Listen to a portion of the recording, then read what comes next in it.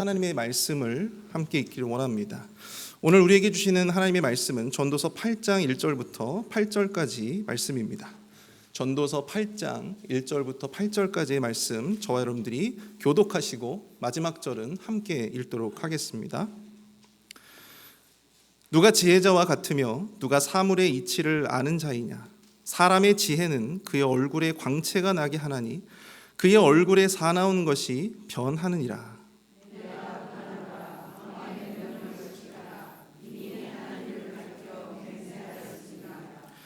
왕 앞에서 물러가기를 급하게 하지 말며 악한 것을 일삼지 말라. 왕은 자기가 하고자 하는 것을 다 행함이니라.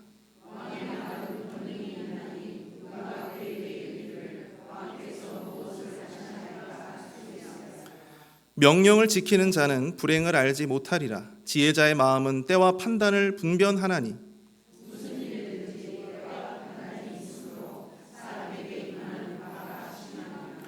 사람이 장래일을 알지 못하나니 장래일을 가르칠 자가 누구이랴. 바람을 주장하여 바람을 움직이게 할 사람도 없고 죽는 날을 주장할 사람도 없으며 전쟁할 때를 모면할 사람도 없으니 악이 그의 주민들을 건져낼 수는 없느니라. 아멘. 모두 자리에 앉으시겠습니다. 살아계신 하나님의 말씀이었습니다. 오늘 말씀의 제목은 관계를 위한 영적 지혜입니다. 관계를 위한 영적 지혜. 단 한 번도 부부싸움을 해보지 못했던 부부가 있었습니다. 그래서 방송국에서 이 부부를 취재하기 위해서 인터뷰를 하게 되었는데요. 남편이 말한 자초지종이 이러했습니다. 부부가 결혼식을 올리고 신혼여행을 갔을 때 일입니다. 저녁 식사를 하고 한가롭게 TV를 보고 있는데 갑자기 같이 데리고 갔던 고양이가 아내의 팔을 자꾸만 핥히는 거예요. 그래서 그 아내가 고양이를 정색하면서 바라보면서 이렇게 말합니다. 하나. 그런데 이내 곧 그 고양이가 또다시 아내의 팔을 핥히는 거예요. 그랬더니 이번에도 아내가 정색을 하면서 그 고양이를 노려보면서 둘. 그리고 이내 시간이 흘러서 고양이가 또다시 아내의 팔을 핥혔습니다. 그랬더니만 세상에 그 아내가 핸드백에서 권총을 꺼내서 고양이를 쏘는 거예요. 남편이 그 모습을 보고 너무 깜짝 놀라가지고 아니 도대체 당신 미쳤냐고, 이게 도대체 무슨 짓이냐고 그렇게 소리를 질렀습니다. 그러자 그 아내가 남편을 향해서 이렇게 말합니다. 하나.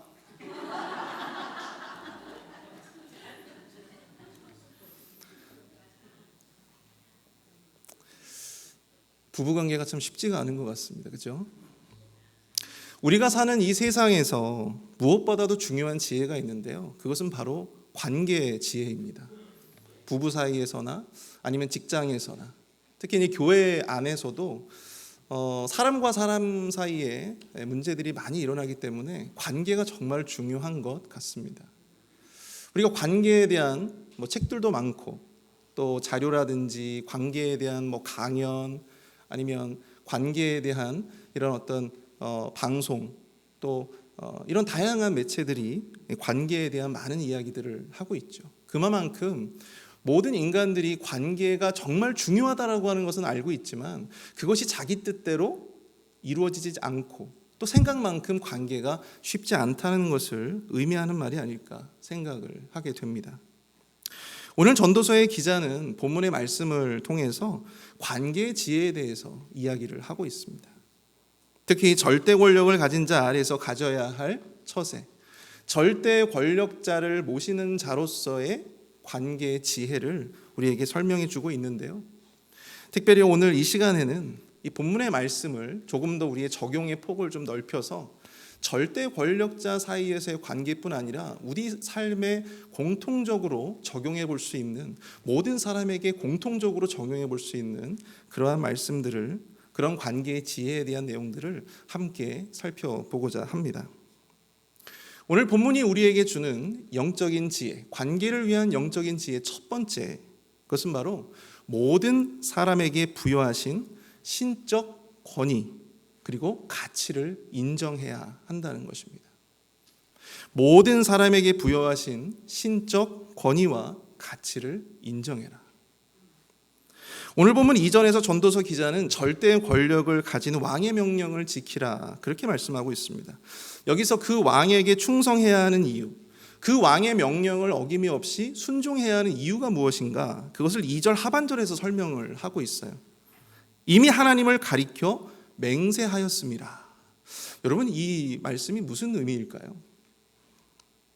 당시에 왕이 세워지면요, 백성들이 왕 앞에서 순종과 충성을 맹약하는 전통이 있었습니다. 당시에는 왕을 하나님의 대리자 혹은 하나님이 보내시고 특별히 세운 자라고 생각을 했기 때문에 왕에게 충성하는 것은 곧 누구에게 충성하는 것일까요? 하나님께 충성하는 것으로 여겨졌어요. 그래서 왕의 명령을 어기면 곧 누구의 명령을 어긴 거예요? 하나님의 명령을 어긴 것입니다. 그래서 오늘 전도서의 기자도 비록 자기 스스로가 왕이지만 그럼에도 불구하고 이 신정 이스라엘에서 왕이 가진 권위에 근거해서 하나님이 세우시고 또 하나님이 특별히 보내신 자의 권위에 근거해서 왕의 명령을 지켜야 한다라고 하는 것을 말씀해 주고 있는 것이죠. 특별히 오늘 본문 3절을 보시면 재미있는 표현이 등장합니다. 왕 앞에서 물러가기를 급하게 하지 말며 악한 것을 일삼지 말라. 왕은 자기가 하고자 하는 것을 다 행함이니라. 여기서 이 급하게 해당하는 히브리 단어의 원형이 있는데요, 이 빠할이라고 하는 단어예요. 근데 이 단어는요, 급하다라고 하는 의미도 담고 있지만 당황하다, 불편해하다, 불만을 가지다라고 하는 의미도 가지고 있어요. 불안하고 매우 불편한 태도, 그리고 이 불만을 가진 태도로 급하게 경거망동하는 것을 의미합니다. 신하로서 절대 권력을 가진 왕을 대하는 자로서 그 명령이 비록 이해가 되지 않고 또한 자신의 뜻과 또한 자신의 마음에 부합하지 않는다고 해서 성급하게 그 불만을 표현하거나 드러내거나 경거망동하는 무례를 범하면 안 된다라고 하는 사실을 오늘 이 전도서의 말씀은 우리에게 이야기해 주고 있습니다. 왕의 말에 권능이 있고 왕은 그 말대로 할 수 있는 권세가 하나님으로부터 주어졌기에 그 왕의 명령에 순종해야 한다는 것이죠. 사랑하는 성도 여러분, 왕은 그러한 존재입니다. 하나님의 특별한 목적에 따라서 세워진 그야말로 특별한 사람이었어요. 그런데 우리가 여기서 한번 생각해 볼 것은 정말 이 왕만이 하나님이 세우시고 하나님이 그들에게 보내신 특별한 자인가 하는 점입니다. 그렇지 않죠. 창세기 1장 27절을 보시면 하나님이 자기 형상, 곧 하나님의 형상대로 사람을 창조하시되 남자와 여자를 창조하셨다 말씀하고 있습니다. 마태복음 16장 26절에는 이런 말씀이 있어요. 사람이 만일 온 천하를 얻고도 제 목숨을 잃으면 무엇이 유익하리요? 사람이 무엇을 주고 제 목숨과 바꾸겠느냐? 왕뿐만이 아니라 세상 모든 사람이 하나님의 형상으로 말미암아 지어졌고 또 그 생명의 가치가 온 천하보다 귀한 자들이다라고 하는 것을 이 말씀은 이야기를 해주고 있는 것입니다. 우리에게 보여지는 모습, 우리가 사랑하는 모습은 천차만별이지만 그 한 사람 한 사람이 가지고 있는 귀한 신적인 권위와 가치가 존재한다라고 하는 사실입니다. 믿으십니까? 우리 옆에 분들 한번 볼까요? 여러분, 그런 신적 권위와 가치가 느껴지십니까? 느껴지십니까? 예. 그들이 어떠한 사람이냐 혹은 어떠한 일을 하느냐는 그렇게 중요한 문제가 아닙니다. 그들 모두가 하나님의 형상으로 지음받았고 그들 모두가 다 가치 있는 존재라고 하는 사실, 이러한 관점의 변화는요, 우리가 정말 좋은 관계를 만들어감에 있어서 굉장히 중요한 첫걸음이 된다라고 하는 사실이죠. 성경의 이런 말씀을 통해서 하나님은 우리를 위해서 사람을 세우시고 또 보내시고 만나게 하신다는 사실을 우리가 깨달을 수가 있는 것입니다. 그래서 여러분들, 우리가 마주하고 있는 이 한 사람 한 사람이 그래서 소중한 거예요. 때로는 원수 같은 우리의 남편도 우리의 아내도 그래서 우리에게 소중한 것입니다. 하나님이 우리의 약함을 위해서, 우리의 온전함을 위해서 하나님이 특별히 세운 자들이기 때문입니다. 그것이 설령 우리의 대적이라고 해도 말이죠. 창세기 2장 18절 말씀에 이런 말씀이 있어요. 여호와 하나님이 이르시되 사람이 혼자 사는 것이 좋지 아니하니 내가 그를 위하여 돕는 배필을 지으리라. 히브리서 33장 17절 말씀에는 이런 구절이 있습니다. 너희를 인도하는 자들에게 순종하고 복종하라. 그들은 너희 영혼을 위하여 경성하기를 자신을 청산할 자인 것 같이 하느니라. 그들로 하여금 즐거움으로 이것을 하게 하고 근심으로 하게 하지 말라. 그렇지 않으면 너희에게 유익이 없으리라. 사랑하는 성도 여러분, 하나님은 우리의 관계 안에서 우리가 성장하고 성숙하기를 원하십니다. 그래서 그 사람들을 보내주신 것이죠. 그래서 그 사람들을 우리로 만나게 하시고 우리와 함께 관계하게 하신 것입니다. 우리 주변의 모든 사람들이 하나님이 나를 위하여 보낸 자들이며 나를 위해서 특별히 세우신 존재라고 하는 사실을 우리가 인지하고 또한 그것을 받아들이게 될 때 우리 주변에 있는 사람들이 다르게 보여지고 또 그들의 가치와 또 그들이 가지고 있는 신적 권위를 우리가 경험할 수 있게 되는 것입니다. 우리의 남편, 우리의 아내, 우리 사랑하는 자녀들, 또 우리의 목사님, 또 우리가 함께 신앙생활하는 우리 교우들, 우리 모두가 우리의 성장과 성숙을 위해 하나님이 세우신 자들, 하나님이 보내신 자들이라는 사실을 여러분들 인정하실 수 있기를 축복합니다. 이것이 바로 우리 관계를 위한 첫 번째 영적 지혜입니다. 두 번째로 우리의 영적 관계를 위한 영적 지혜 두 번째는 항상 적절한 상황과 때를 잘 판단하여 말하고 행동하라는 것입니다. 항상 적절한 상황과 때를 잘 판단하여 말하고 행동하는 것. 이게 좋은 관계를 위한 영적 지혜 두 번째 이야기입니다. 오늘 보면 5절에서 전도서 기자는 말씀하고 있습니다. 명령을 지키는 자는 불행을 알지 못하리라. 지혜자의 마음은 때와 판단을 분별하나니. 사랑하는 성도 여러분, 어떤 사람이 지혜로운 사람일까요? 자신이 행동할 것과 자신이 행동할 그 상황과 때를 잘 판단하는 사람입니다. 믿으십니까? 우리 본문 5절에서 왕의 명령을 지키는 자는요 불행을 만나지 않는데요. 그런데 그것은 그가 상황과 때를 잘 판단하여 행동하는 지혜가 있기 때문이다 라고 말씀하고 있습니다. 지금 이 순간이 왕의 명령에 순종해야 될 때인지 아니면 왕에게 더 나은 대안을 주어도 되는 타이밍인지 그 때를 잘 판단해서 왕에게 말하고 또 왕에게 행동해야 한다라고 하는 사실이죠. 이것이 바로 절대 권력을 가진 자 앞에서 취할 수 있는 가장 지혜로운 행동인 것입니다. 전도서 기자인 솔로몬은 이 전도서를 통해서 적절한 때에 대한 말씀을 참 많이 남겼어요. 우리가 너무나도 잘 아는 전도서 3장 1절 말씀. 범사의 기한이 있고 천하만사가 다 때가 있나니. 전도서 12장 1절. 너는 청년의 때에 너의 창조주를 기억하라. 곧 곤고한 날이 이르기 전에 나는 아무나기 없다고 할 해들이 가깝기 전에. 세상 모든 것에는 적절한 때라는 것이 있는 법입니다. 내가 말을 해야 될 때가 있고요. 내가 침묵해야 될 때가 있어요. 내가 나서야 할 때가 있고 내가 멈추어야 할 때가 있는 것입니다. 위로해야 될 때가 있고 내가 직면시키고 책망해야 할 때가 있는 것입니다. 여러분, 사람과의 관계에서도 마찬가지예요. 특히 사람과의 관계에 있어서 이 적절한 때를 판단하지 못해서 낭패를 보는 경우들이 굉장히 자주 생겨요. 제가 한국에서 사역을 할 때 이제 어떤 집사님이 갑상선 암에 걸리셨어요. 그런데 그분이 저에게 한번 오셔서 이제 그런 말씀을 하시는 겁니다. 너무 속상하시다는 거예요. 그래서 저는 그분이 가진 그 갑상선 암 때문에 그러시구나 그렇게 생각을 했어요. 그런데 그분이 속상한 포인트는 그것이 아니었습니다. 알고 보니 자기가 갑상선 암에 걸렸다고 사람들에게 이야기가 되어지고 기도를 나누고 하니까 그분들이 이 집사님을 위로한답시고 이제 그렇게 이야기를 하는 거예요. 집사님, 그거 갑상선암 암도 아니야. 그 갑상선암 암도 아니야. 그거 아무것도 아니야. 그거 수술하면 다 낫는 거야. 그렇게 위로한답시고 그렇게 이야기를 하는 거예요. 비록 갑상선 암이지만 당사자는 어때요? 당사자는 너무 힘든 거예요. 그래도 암이잖아요.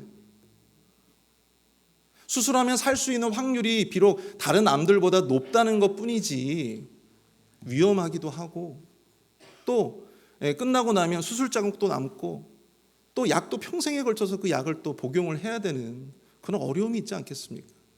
그런데 그런 사람 앞에 두고 그거 아무것도 아니야, 그렇게 이야기하면 듣는 갑상선암 환자 시험 들죠. 상대를 배려하지 않는, 때와 상황에 맞지 않는 그런 말들이 사람들에게 알게 모르게 참 많은 상처를 주고 아픔을 준다라고 하는 사실입니다. 사랑하는 성도 여러분, 때와 경우에 합당한 말씀을 하실 수 있길 축복합니다. 성경은 특히 말과 혀에 대한 말씀이 참 많이 담겨져 있어요. 잠언 25장 11절, 경우에 합당한 말은 아로새긴 은쟁반의 금사관이라. 여러분, 아로새긴 은쟁반의 금사가 얼마나 보기 좋고 얼마나 아름다워 보입니까? 근데요, 아무 말이나 다 은쟁반의 금사과가 아니에요. 어떤 말이요? 경우에 합당한 말, 그 때와 상황에 합당한 말, 바로 그것이 은쟁반의 금사와 같이 아름다운 말이다. 잠언 24장 26절, 적당한 말로 대답함은 입맞춤과 같으니라. 적당한 말로 대답함은 입맞춤과 같다. 여기서 이 입맞춤이라고 하는 것이 단순히 어떤 이성 간의 사랑의 행위를 말하고 있는 것이 아니고요, 당시 고대 근동에서 많은 사람들이 자기 지인들과 더불어 이렇게 반갑게 허깅하면서 인사할 때 그때 입맞춤을 했어요. 그만큼 친근하고 친숙한 표현이다라고 하는 것입니다. 이걸 바꿔 말하면 그래요. 적당한 말, 그 상황과 때에 적절한 말은 사람에게 그만큼 친근하고 익숙하게 다가온다라고 하는 의미인 것이죠. 이처럼 때와 경우에 합당한 말은 때로 딱딱하고 불쾌하게 들릴 수 있는 바른 말이라 할지라도 친근한 인사로 들릴 만큼 사람에게 큰 힘과 능력을 갖게 합니다. 상황과 때에 합당한 말이 가진 힘이죠. 아무쪼록 우리 모두가 경우에 합당한 말, 그리고 상황에 또한 그때 합당한 말을 주고받으면서 하나님이 허락하신 관계를 더욱더 아름답게 세워가시는 저 여러분 될 수 있기를 축복합니다. 우리 마지막으로 관계를 위한 영적 지혜, 그 마지막은 자신의 한계를 인정하고 하나님의 지혜를 구하는 것, 바로 그것이 마지막 영적 지혜입니다. 오늘 본문 7절을 보시면요, 사람이 장래일을 알지 못하나니 장래일을 가르칠 자가 누구랴. 여기서 이 가르치다라고 하는 단어는요, 보하다, 알리다, 주지시키다, 어떤 그런 의미를 또한 담고 있어요. 조금 더 원어에 가깝게 해석을 해보면 이렇습니다. 사람이 장래일을 알지 못하니 장래일을 미리 알려줄 자가 과연 누구겠느냐. 쉽게 얘기하면 자신의 판단 혹은 자신의 행동이 이 미래에 어떤 결과로 나타나게 될지 아는 사람이 있어요, 없어요? 없죠. 미래에 갔다 온 사람만이 그걸 알겠죠. 쉽게 말하면 그 미래를 알 자가 누구냐, 자기 인생의 미래를 알 자가 누구냐 이 말이에요. 또한 8절에서 전도서 기자는 또한 이렇게 이야기하고 있습니다. 바람을 주장하여 바람을 움직이게 할 사람도 없고 죽는 날을 주장할 사람도 없으며 전쟁할 때를 모면할 사람도 없으니 악이 그의 주민들을 건져낼 수는 없느니라. 오늘 본문과 7절과 8절을 통해서 전도서 기자는요, 우리 인간이 감당할 수 없는 일들을 열거하고 있어요. 그 첫 번째가 바로 미래를 알 수 없다는 것, 두 번째는 죽는 날을 정할 수 없다는 것, 그리고 세 번째는 전쟁을 피할 수 없다는 거예요. 어제 제가 새벽 시간에도 말씀을 드렸듯이 진짜 지혜가 무엇일까를 생각해 본다면 인간이 가진 한계, 그리고 자신이 가진 한계를 수용하는 것이라고 생각이 됩니다. 그리고 그것을 받아들이는 것. 우리는 함부로 미래를 예단할 수 없고요, 우리는 함부로 미래를 예측할 수 없어요. 세상 그 어떠한 인간도 그 미래를 통제할 수 있는 능력이 없는 것입니다. 근데요, 이것은 사람들과의 관계에서도 마찬가지예요. 우리가 아무리 그 관계를 위해서 노력해도 정말 오늘 이 말씀이 이야기하고 있는 영적 지혜를 동원해서 그 관계를 잘해보려고 노력해도요, 그게 사람 뜻대로 되는 것이 아닌 것입니다. 아무리 사랑하려고 노력해도 그 사람이 나를 싫어할 수 있어요. 내가 뭐 큰 잘못을 한 것도 아닌데 아마 이 가운데서도 저를 싫어하시는 분들이 있을 겁니다. 제가 뭐 크게 잘못한 것도 아닌데 그럼에도 불구하고 저를 안 좋게 보시는 분들도 있을 거예요. 근데 오케이. 예. 근데 그거를 수용해야 되는 거예요. 내가 아무리 노력해도, 내가 아무리 사랑해도 그 사람이 나를 싫어할 수 있구나라고 하는 것을 인정해야 돼요. 수용해야 합니다. 관계라고 하는 것은 우리의 힘과 능력과 지혜로 그렇게 100% 예단할 수 있는 것이 아니기 때문에 그렇습니다. 사람을 보내신 이도 하나님이시고 또 세우신 이도 하나님이시기 때문에 우리는 관계에 있어서 하나님의 도움을, 하나님의 지혜를 구해야 하는 것입니다. 하나님의 능력을 의지해야 합니다. 사람과 사람 사이에서 온갖 인간적인 지혜로 해결되지 않았던 일들이 하나님이 그 사람의 마음을 만져주시면 너무나도 예상치 못했던 관계의 회복을 경험하는 많은 분들의 이야기를 저는 들어서 알고 있습니다. 관계로 인해서 힘들어하시는 분들이 계십니까?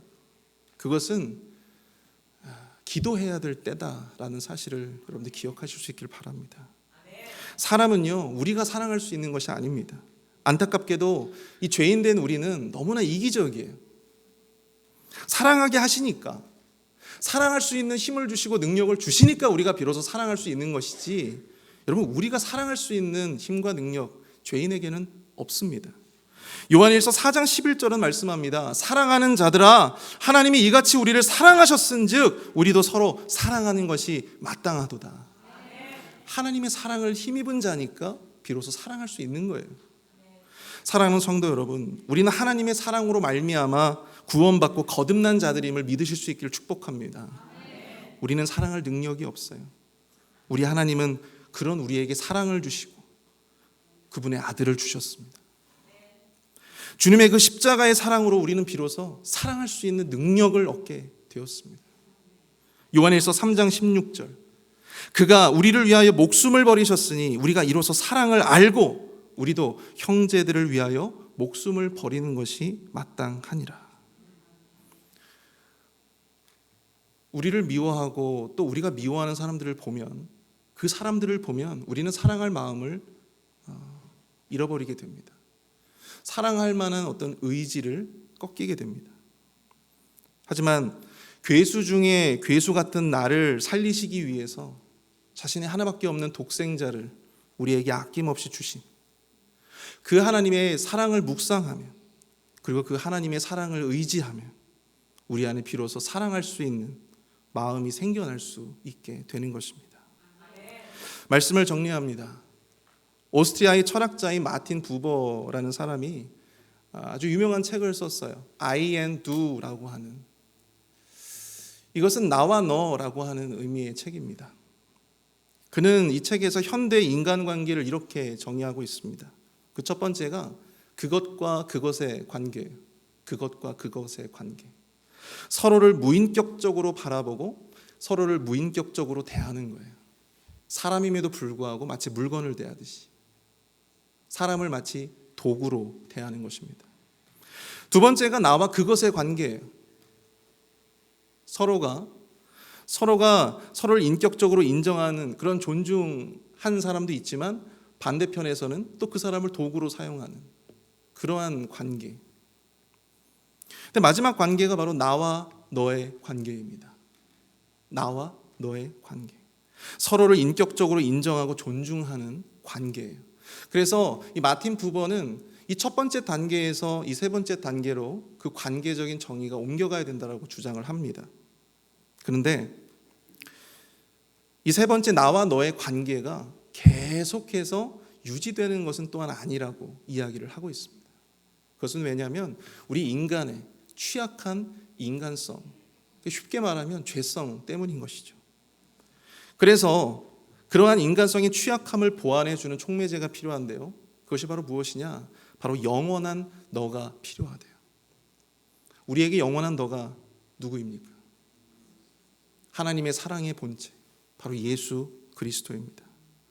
예수 그리스도, 우리 참된 관계의 중심에 그 절정에 계시는 분은 여러분 우리가 아니고요, 바로 하나님의 사랑과 예수 그리스도이심을 여러분들 기억하실 수 있기를 축복합니다. 우리가 그분 안에 거할 때 비로소 우리의 관계는 완전해질 수 있는 것입니다. 이 시간 함께 우리가 이 관계를 돌아볼 수 있기를 바랍니다. 우리는 과연 우리 주변의 사람들을 나의 안정된 삶이나 혹은 성공, 도전을 위한 도구로만, 혹은 경쟁자로만, 혹은 나를 힘들게 하는 존재로만 그렇게 여기며 살고 있진 않았습니까? 우린 과연 그들을 하나님의 형상을 가진 인간으로, 하나님의 형상을 가진 가장 고귀한 신적인 존재로, 천하보다 귀한 가치를 가진 자로 인정하고 존중하였습니까? 그 전에 나 자신을 스스로 그렇게 인정해 보셨습니까? 자신을 귀하게 여기고 사랑하지 못하는 사람은요, 결코 다른 사람을 사랑할 수 없습니다. 다른 사람이 하나님의 신적인 권위와 가치를 가진 사람이라는 것을 인정하는 것만으로는 부족합니다. 먼저 내가 하나님의 그 놀라운 사랑을 입었고, 내가 하나님의 그 놀라운 형상대로 지음받았고, 내가 그 사랑 때문에 그 귀한, 천하보다 귀한 생명의 가치를 가진 존재라고 하는 사실을 우리가 먼저, 나 자신이 먼저 인정하고 그것을 받아들여야 하는 것입니다.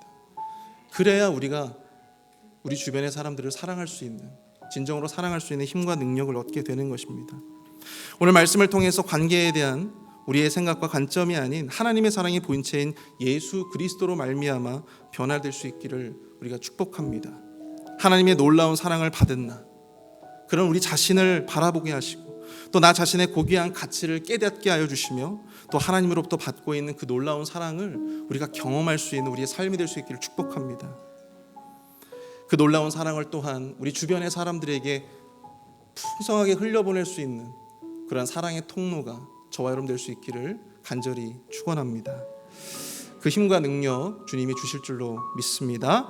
우리 시간 다 함께 말씀을 생각하면서 함께 찬양하기 원하는데요, 우리 원하고 바라고 기도합니다. 우리 모두 그 자리에 일어나서 함께 찬양하시겠습니다.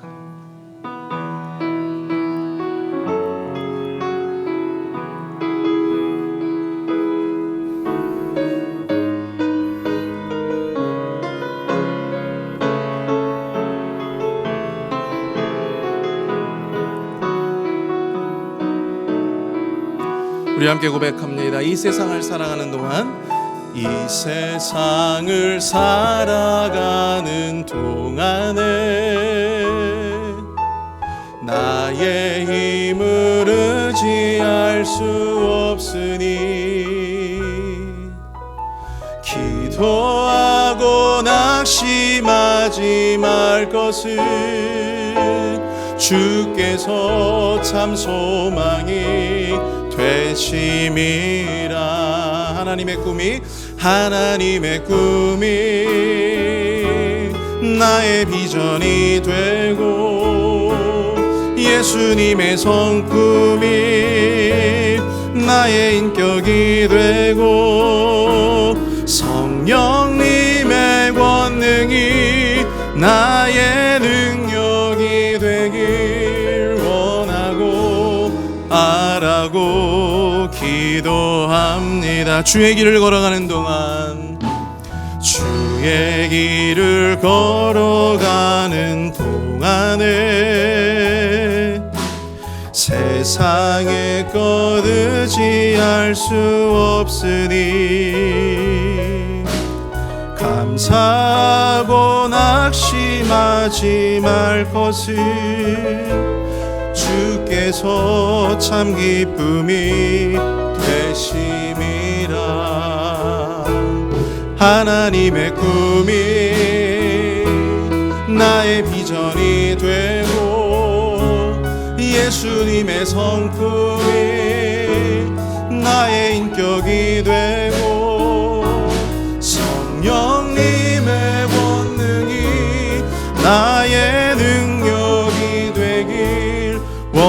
원하고 바라고 기도함. 하나님의 꿈이 나의 비전이 되고 예수님의 성품이 나의 인격이 되고 성령님의 권능이 나의 능력이 되길 원하고 바라고 기도합니다.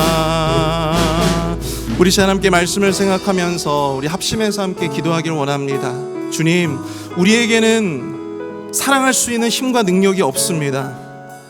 주님, 우리에게는 온전한 관계를 만들어갈 수 있는 힘과 능력이 없습니다. 주님, 우리가 그것을 인정하고 주님 앞에 내려놓길 원합니다. 주님, 우리에게 사랑의 마음을 허락하여 주시옵소서.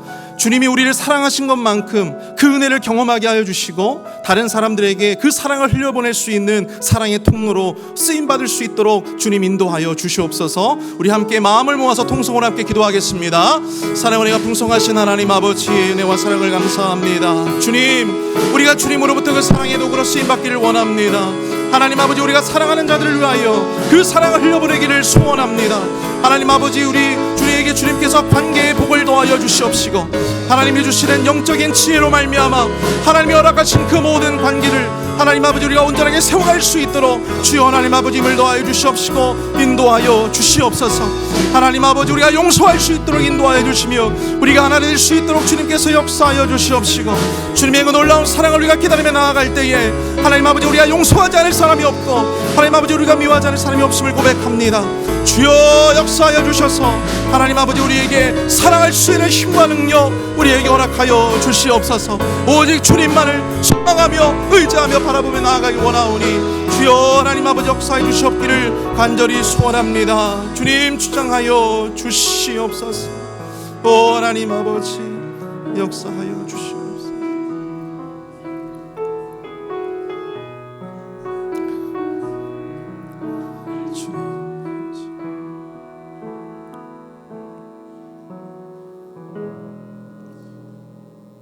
우리의 모든 존재의 근원이 되시는 하나님, 그 하나님의 사랑을 우리가 힘입어 주님께서 우리에게 보내신 자들을 사랑할 수 있는 그 믿음과 능력, 그 의지를 우리에게 허락하여 주시옵소서.